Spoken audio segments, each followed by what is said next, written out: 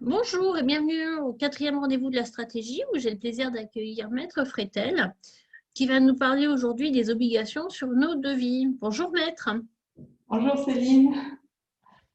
Euh, oui, bon, ben, comme on l'a défini ensemble pour débuter cette année, on a prévu de faire notre premier rendez-vous de la stratégie 2021 sur le devis pour définir un peu ben, quelles sont vos obligations en matière d'établissement de devis et surtout qu'est-ce qu'un devis doit contenir à partir du moment où vous l'établissez, aussi bien dans l'esprit évidemment d'informer au mieux les clients et les prospects que vous aussi vous préservez pour vos futurs contrats et, euh, et sécuriser au mieux la relation à venir.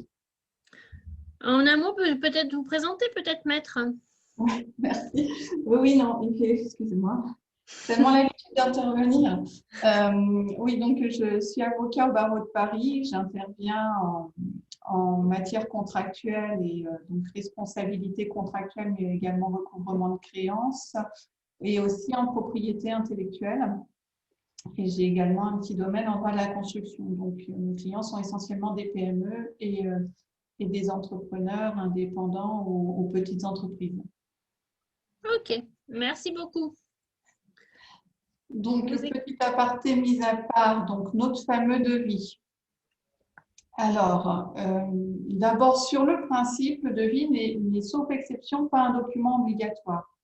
Donc, il vous va appartient de le rédiger ou non à la demande ou non de votre client, mais effectivement, ce n'est pas une obligation légale de rédiger un devis.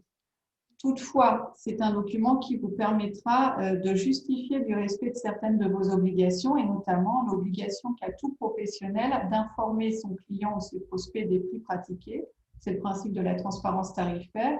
Et évidemment, ça vous permet de remplir votre obligation d'information préalable, notamment pour ceux qui vendent en ligne, c'est-à-dire les fameuses conditions générales de vente dont vous devez informer tout client ou prospect avant même l'acte d'achat et qui réunit, elle, des mentions obligatoires, enfin, des informations à transmettre obligatoires qui peuvent donc être transmises dès le stade préalablement individuellement, mais aussi rappelées dès le stade du devis et vous permettre de vous assurer à ce moment-là qu'elles sont effectivement parvenues aux clients, aux prospects, puisque le devis est nécessairement personnalisé, un document personnalisé.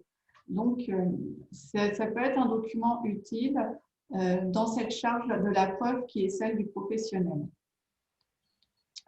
Donc, dans quel cas un devis doit être établi? Et là, je parle d'obligations légales parce que je vous ai dit, ce n'est pas obligatoire, sauf exception. Donc, les exceptions peuvent quand même être assez larges parce que pour les prestataires de services, le devis est obligatoire dès lors que le consommateur lui en fait la demande. Donc, d'emblée, vous n'êtes pas obligé d'en proposer un, mais si vous en avez la demande, vous êtes obligé de l'établir. Et évidemment, pour les prestataires des services, c'est une notion très large des professionnels. Donc, on est tous un peu concernés. En tout cas, nous deux ici, Céline, nous sommes concernés. Dès qu'un client nous fait une demande, on est obligé de lui faire un devis. Et dans les pratiques, c'est d'ailleurs quand même beaucoup plus simple de discuter tarifs et honoraires dès qu'on peut faire un devis. Et il y a des activités commerciales définies par la loi où le devis est obligatoire et où les mentions sont également, les mentions que vous devez y intégrer sont également obligatoires en matière de déménagement, dépannage, entretien, réparation, location de voiture, prestations funéraires, service à la personne, dès lors que le montant du service dépassera 100 € par mois, le devis est obligatoire. Et pour les professionnels de santé, notamment tout ce qui est appareillage auditif, mais appareillage d'orthodontie, par exemple.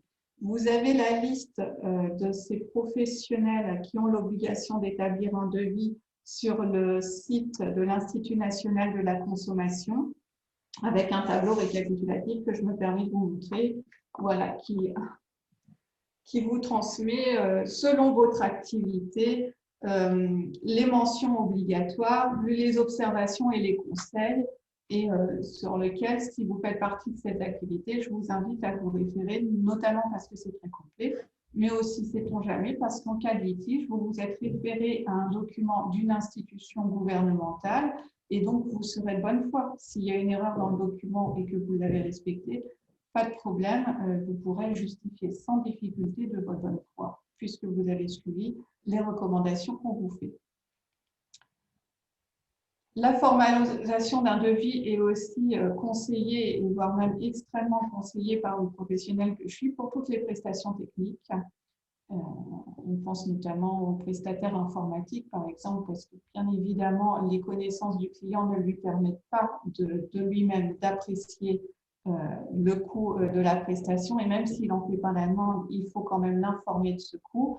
Et la loi vous y oblige aussi lorsque le prix ne peut être raisonnablement calculé à l'avance du fait de la nature du bien ou du service. Donc, on revient aux prestations techniques et spécifiques du prestataire informatique. De moi-même, en tant que professionnel du conseil, par exemple, où je suis obligée de communiquer les éléments de détermination de mon prix. Il y en est de même pour tous les professionnels du droit, mais aussi pour tous les prestataires de services. Donc, le meilleur moyen de respecter cette obligation d'information sur la nature et la détermination du prix, c'est encore de formaliser un devis et ça vous permettra de rapporter la preuve que vous avez réalisé votre obligation et que vous avez été transparent envers votre client, votre prospect. Ça vous permet de répondre à votre obligation de transparence tarifaire.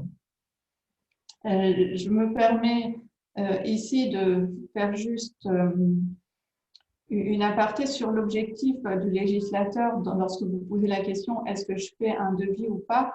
L'objectif de toutes ces dispositions et de la loi, et comme je l'ai déjà pu le dire dans le webinaire concernant les conditions générales de vente, c'est uniquement de s'assurer d'une relation commerciale et contractuelle transparente et loyale.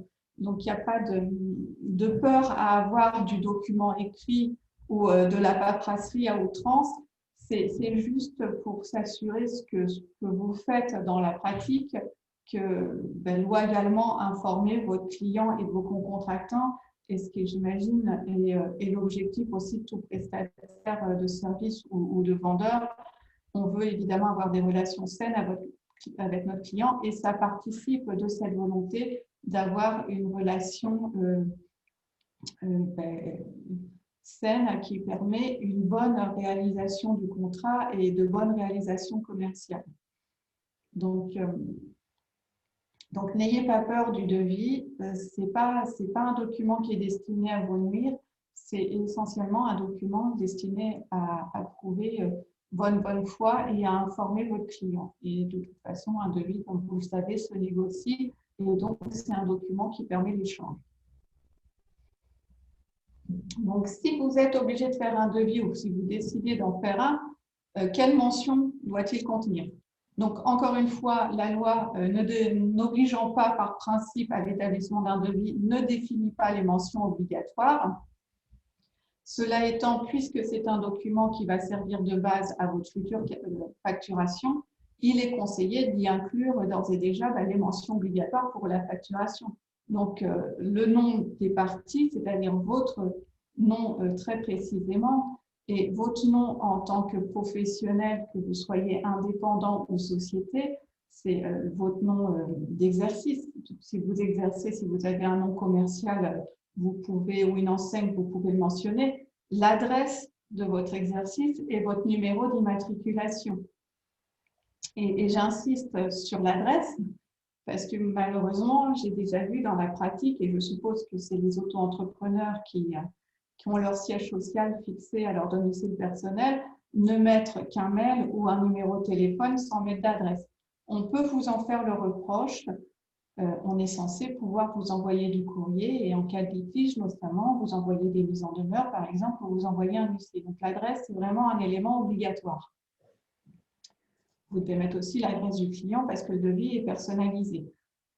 La date ou le délai de réalisation de la vente ou de la prestation de service et bien évidemment le prix et le produit. Donc, c'est le prix unitaire, la quantité, la dénomination précise. Quand c'est de la prestation de service, détaillez bien tout l'enchaînement de votre prestation et les actes à réaliser. avec un prix unitaire ou forfaitaire à votre choix face à chaque prestation pour pouvoir après, dans votre facturation, et si jamais, mettons, le déroulé du contrat subit des heurts ou des incidents, va dire à cette étape-là, j'en étais à telle étape du devis, donc je facture ça, c'est en cohérence avec mon devis.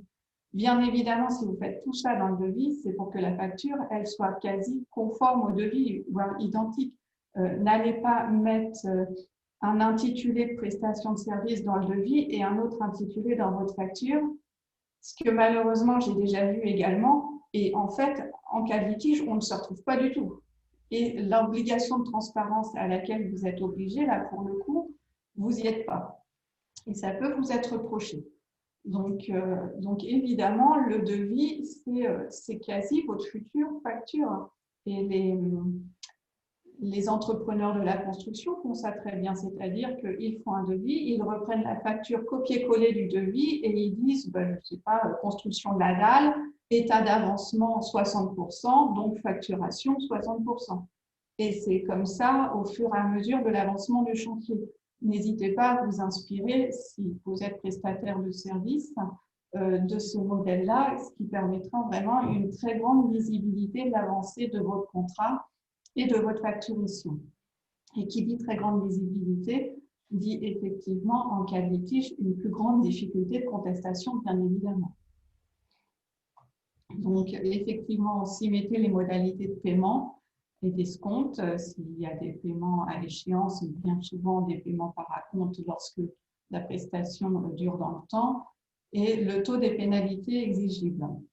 Vous pouvez également, et je vous l'ai dit en préalable, inclure les informations relatives à votre obligation d'information préalable, soit en joignant à votre devis en y annexant vos conditions générales de vente si vous les avez, soit en mentionnant directement les informations obligatoires de ces conditions générales de vente dans votre document. Donc là, je vous ai repris les mentions obligatoires des conditions générales de vente telles que prévues par la loi, et vous voyez que pour beaucoup, c'est redondant avec les mentions obligatoires de la facture et c'est logique.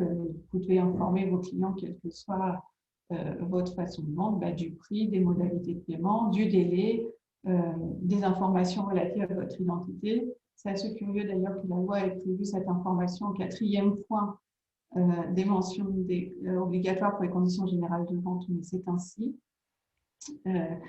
Et puis, si vous avez affaire à un consommateur, les modalités de traitement des réclamations, mais surtout l'obligation la possibilité de recourir pour lui à un médiateur de la consommation que vous devez identifier et dont vous devez lui donner les coordonnées. Plus, avec toutes ces mentions, mentionnez bien la durée de validité du devis. C'est un choix de votre part, cette durée. Il n'y a pas de durée de validité d'un devis obligé par la loi.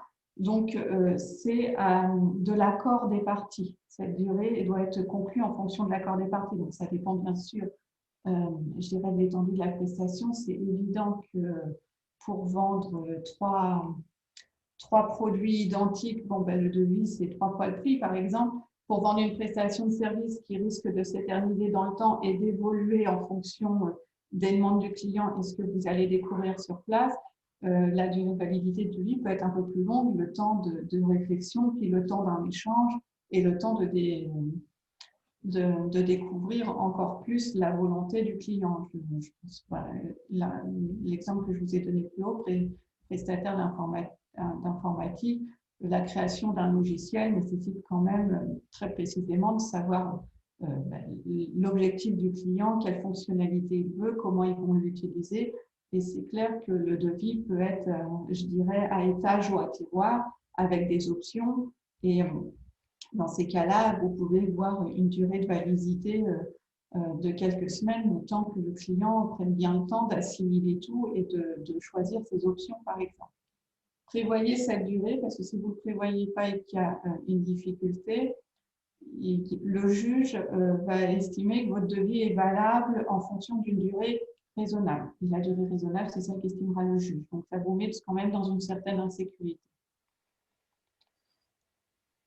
Le prix. Donc, le but du devis, c'est quand même d'informer son client du prix. Pour autant, un devis n'est pas nécessairement forfaitaire. Vous n'êtes pas obligé de prévoir d'ores et déjà, notamment pour les prestataires de services, ça peut être difficile, de dire telle prestation, ça sera tel prix. Non, vous devez informer du client de la façon dont le prix est calculé, donc il doit être déterminé, c'est-à-dire là peut-être forfaitaire ou déterminable. Vous pouvez prévoir pour les prestataires de services ASP un prix horaire.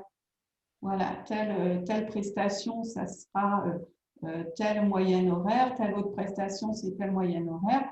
Vous pouvez aussi estimer une durée pour telle ou telle prestation, mais c'est une estimation.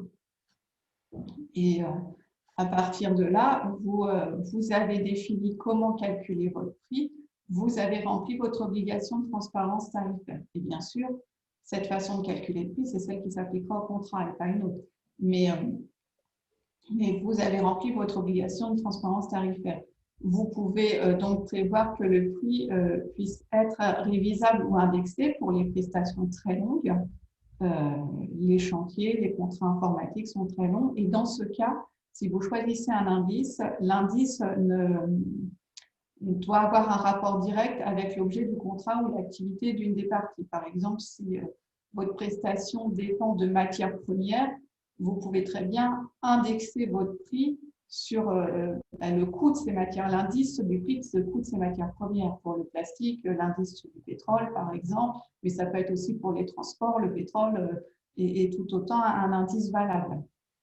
Par contre, si vous délivrez, moi par exemple, une prestation de conseil et puis que j'indexe mes prix sur le coût de la banane en Côte d'Ivoire, vous vous dites bien qu'en cas de litige, il y a peu de chances que le juge reconnaissent que mon indice est pertinent et il risque d'être squeezé.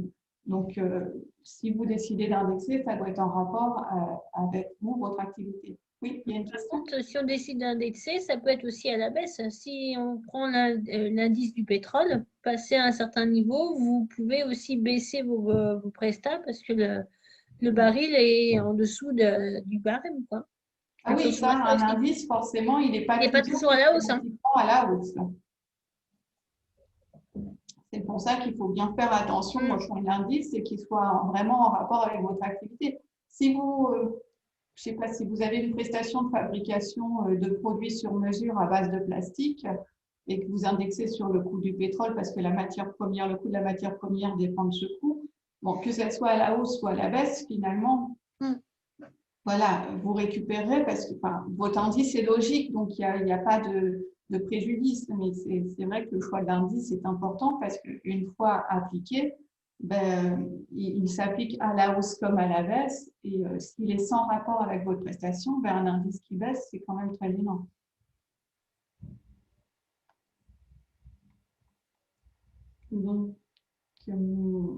Donc, le devis, donc on vient de le dire, le devis peut être fortement conseillé pour les prestations très techniques et nécessite, dans le cadre de ces prestations, notamment des fois des audits très poussés, donc du temps en soi.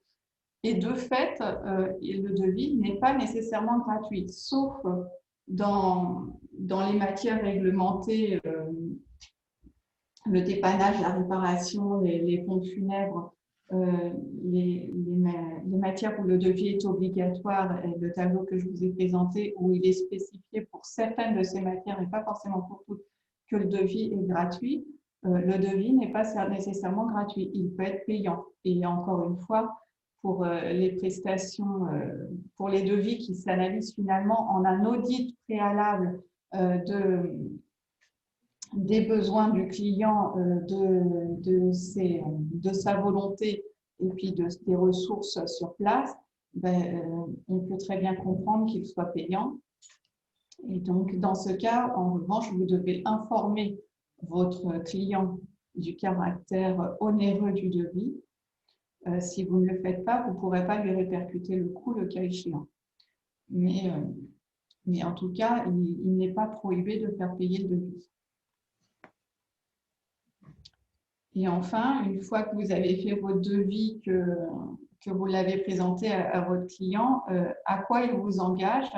Il vous engage à le respecter s'il est accepté. Le devis, c'est ce qu'on appelle en droit une offre de contrat.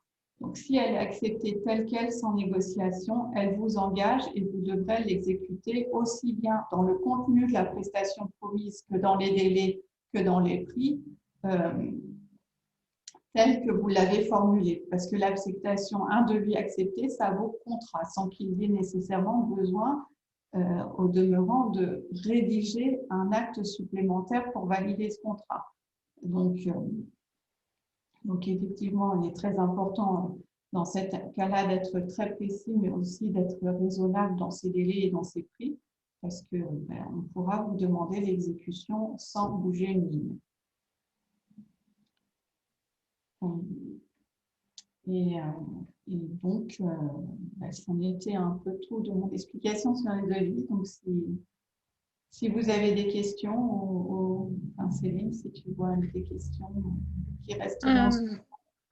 Donc, le devis est obligatoire sur les professions que tu nous as données. Donc, de mémoire...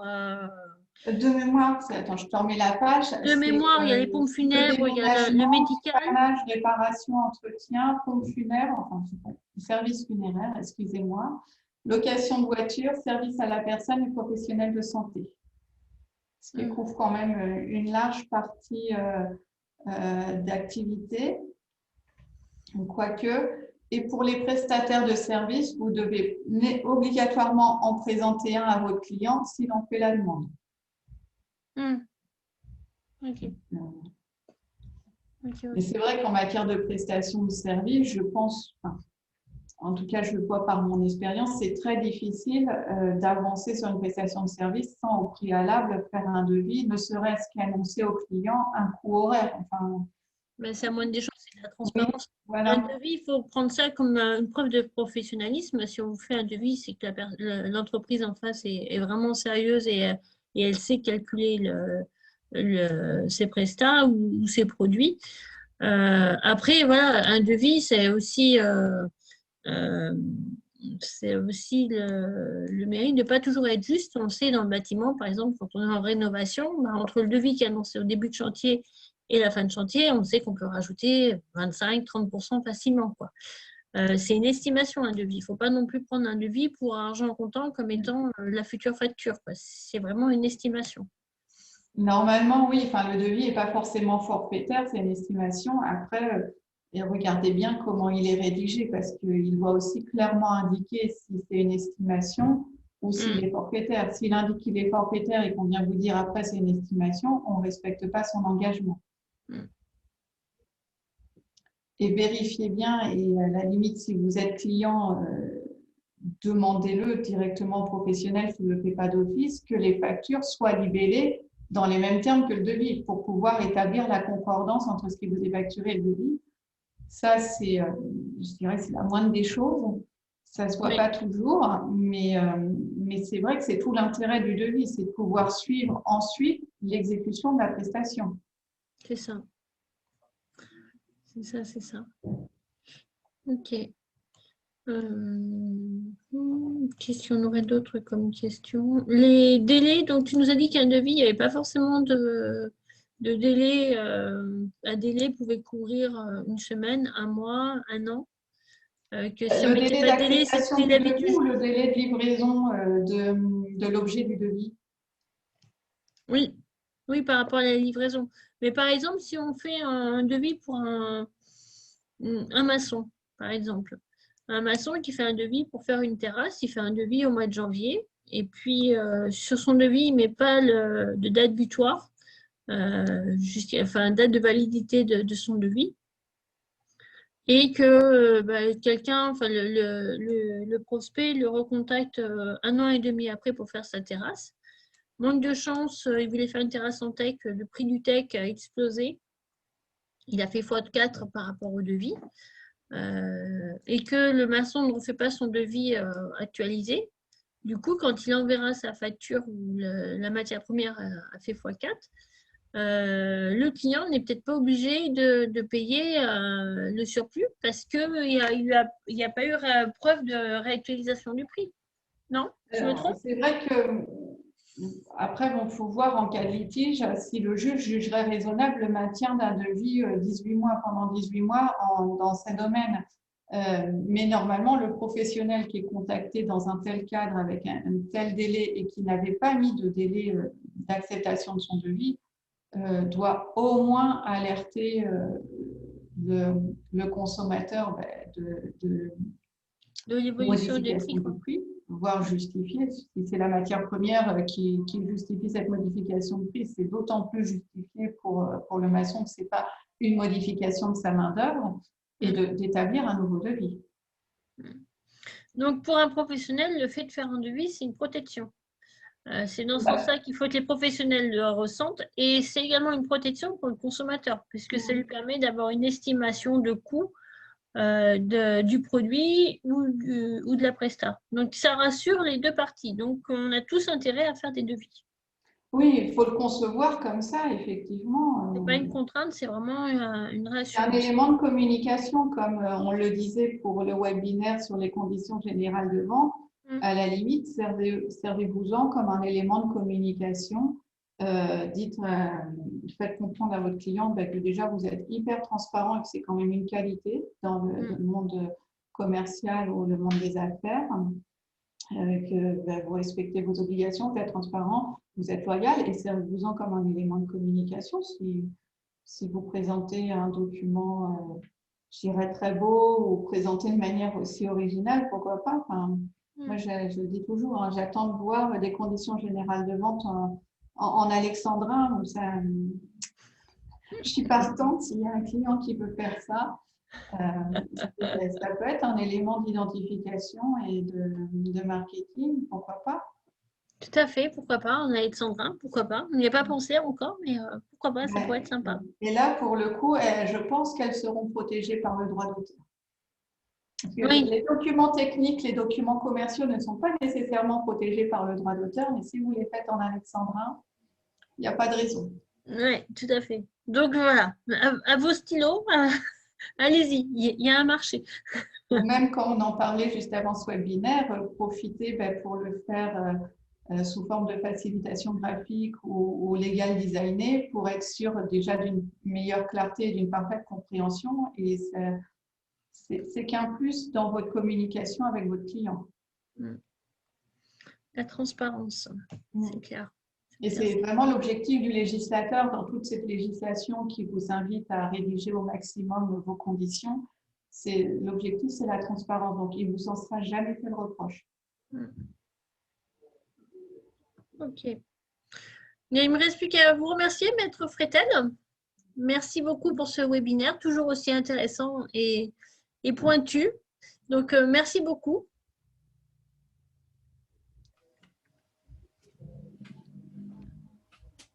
Bonjour, mesdames, c'est